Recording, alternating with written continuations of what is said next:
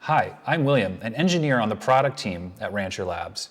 I'm here to tell you today about why I think the Kubernetes clusters of the future will all be managed through code. You see, we started on this journey over 5 years ago at Rancher to free people from the burden of keeping their servers as pets. Pets have to be individually maintained and looked after, and it's really difficult to scale with this model. Containers, of course, helped answer this question, and so Rancher Labs has spent the better part of those 5 years developing tools and technologies to make containers more accessible. However, Kubernetes has become the new pet. Today, we now manually curate and maintain the state of our Kubernetes clusters. So while installing Kubernetes is trivial now, what happens after installation? Well, that's where the complication emerges. Need specialized ingress settings perhaps in your cluster? Well, that's going to require several bespoke YAML files that you'll have to configure and upload and apply to your cluster. What about registering CRDs that you might need with your application? Again, these are things that you're going to have to keep track of somewhere to maintain consistency across your clusters so your applications can run. And then finally, when you actually get your cluster set up with all of these settings, now you have the task of deploying all of those applications. And that can mean dozens of Helm charts or perhaps just a collection of YAML files that you now have to maintain for your cluster. This simply won't scale. We need to be able to embrace infrastructure as code to approach managing the state of our Kubernetes clusters, especially as we move into a world where an organization doesn't just have one cluster, but has many, dozens, hundreds, maybe thousands of Kubernetes clusters that they have to manage, especially when we start thinking about edge and IoT and small devices that might be parts of clusters or might be individual clusters themselves. Now, if we take a step back, it's actually quite remarkable that despite Kubernetes being a highly complex machine with many moving parts, we remand their care to essentially artisanal craftsmanship. This is not how we should treat something that is so complex. This is a very risky way to manage such a complex tool or apparatus. Tomorrow's IT organizations will manage Kubernetes as artifacts of code that are predictable, consistent, and dependable. And the interesting problems, the quote-unquote interesting problems, will move up the stack where the application is being adapted to harness what Kubernetes offers. See, this is where the real value should be for all of us as Kubernetes practitioners, is getting applications into the Kubernetes cluster, getting applications into the cluster to take advantage of what Kubernetes has to offer. And the quote-unquote interesting problems will move up the stack now. And instead of spending so much time corralling clusters and maintaining state and making sure that the right YAMLs are applied to the right clusters, as engineers now we can focus on the problems that are going to have even more value to our businesses and teams.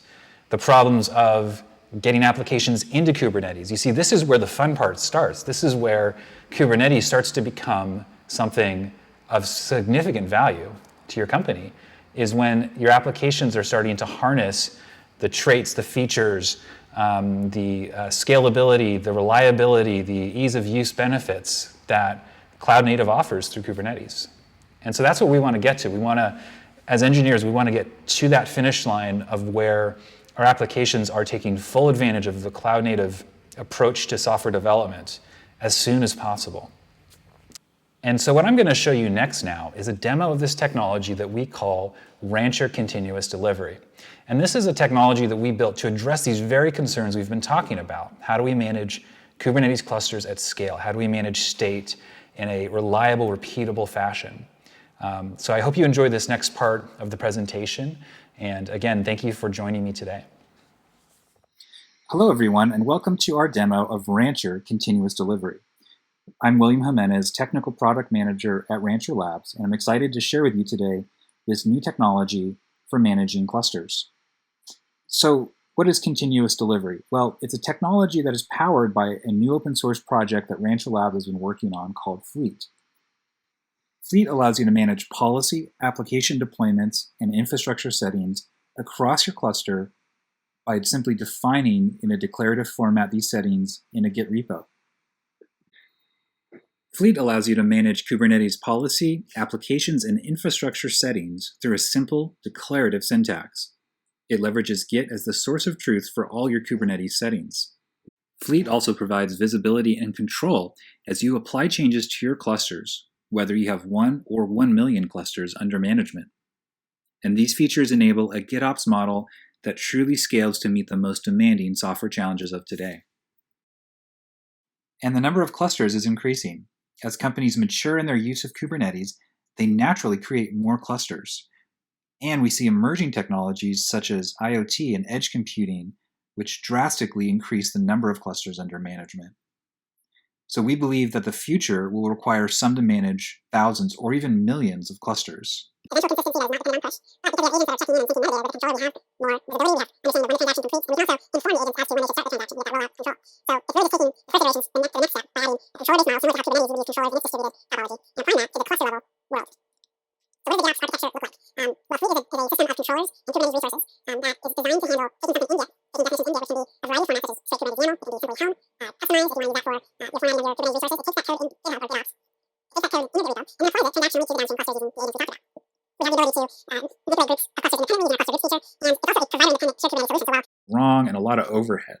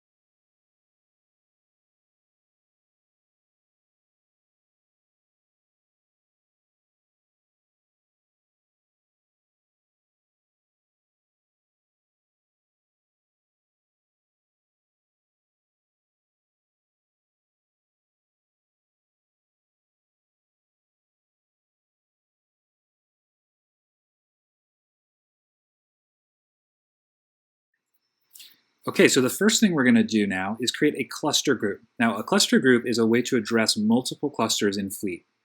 And we're going to use this example here to address all of our clusters in the North America region. So I'm just going to call this North America clusters. And notice that I used a tag here that was arbitrary that I just came up with. And this tag is region equals North America. So now in order to get my clusters to register with this group, I need to add that tag to those clusters. So we'll go to the clusters page and I'll simply assign them a tag as such. Now there's actually a few ways we can do this. We can do this even from the standard UI. We can tag clusters, but it's conveniently located in the Fleet UI here. And so we've tagged both these clusters now. And now we should be able to see them in our cluster group if we check there. And there we go. It looks like we have 2 clusters now in our cluster group. Okay, so now that we have a cluster group that we can work with, let's go ahead and create a repo, this register repo that we're going to use to start deploying some code. So I'll go to create repo, and I'm going to give this repo a friendly name.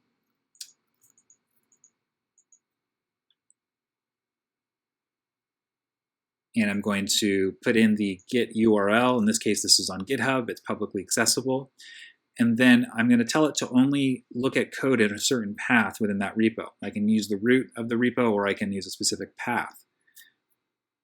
And in this case, I'm also going to deploy only to our cluster group that we just created. All right, and so that's it. It's now checked out the code from Git, and it should be now applying the changes. Notice we can also look at these objects as YAML. All of these objects that we're creating today are CRDs, typical Kubernetes CRDs, so we can view them as such. And if I look at my app here, I can see that now all of the deployments are now in a ready state, which means that they have synchronized with the cluster and that is now deployed. And to validate that, let's go ahead and take a look at the Cluster Explorer view. Let's look at the deployments in our clusters and see if we can see what we expect to see, which is, in this case, a few Redis deployments.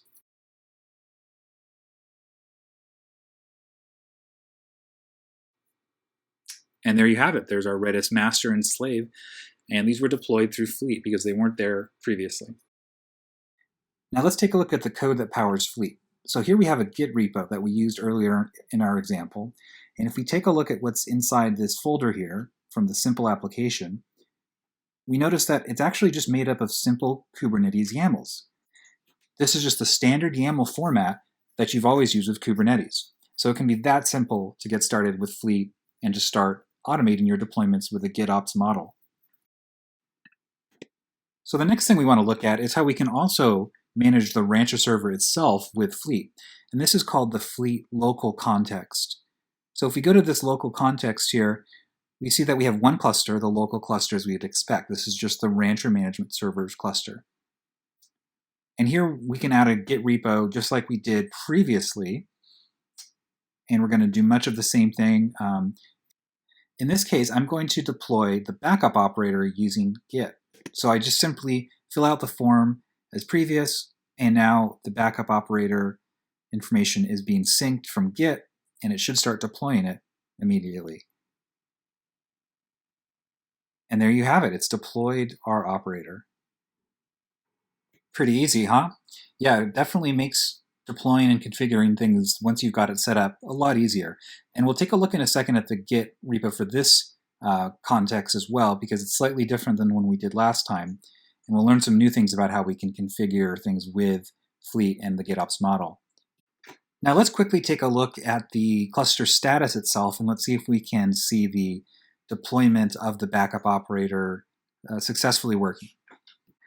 So I just went back to the Cluster Explorer view, and notice if I look at this cluster dashboard, I can see there's a job that just ran, and that job looks like the one that's related to backup. Let's take a look. And I can see here in my object definition, this is just the Kubernetes object representation in YAML, that there is a job that was run for the backup operator that has backed up my cluster. And so now let's take a look at the Git repo for the backup operator. So notice here, if I click on this, I'm going to see some slightly different structure here. I actually have a file here called fleet.yaml. Now this is a different type of file than just straight Kubernetes YAML. It's actually a special one for Fleet that allows you to configure some additional properties that Fleet should be aware of.